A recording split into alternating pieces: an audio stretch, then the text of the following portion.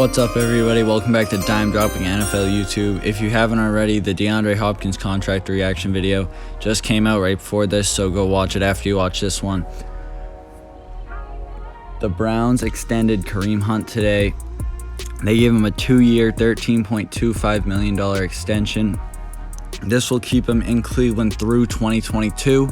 Nick Chubb is on his rookie contract at about $7 million per year going through 2021. So right now, Kareem Hunt is under contract for a longer period of time than Nick Chubb in Cleveland. This is probably very scary for you Nick Chubb and Kareem Hunt Dynasty fantasy football holders.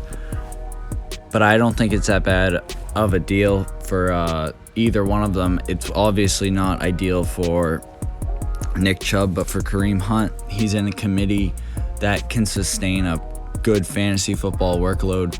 And for Nick Chubb, he's also going to be in a committee that can still have him being a quality running back in fantasy football. So their new head coach, Kevin Stefanski, is coming there with his Vikings offense in mind, I assume.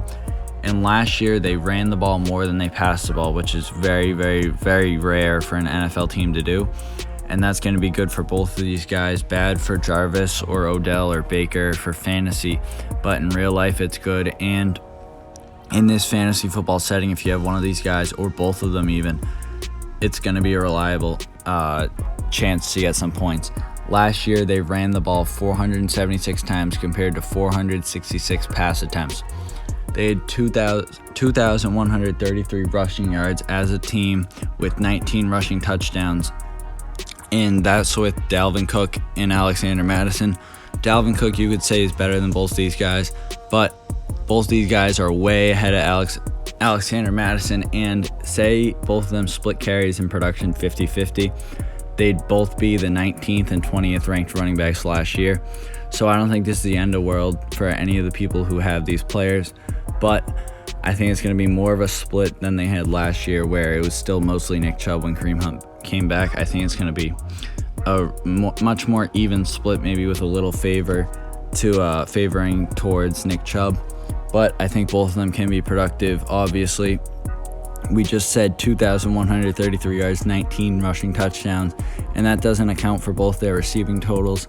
So they could be around the 19th running back just by rushing stats. So if they can both be top 15 running backs, that's a great backfield to own, especially in Cleveland, where that offense should be able to take off.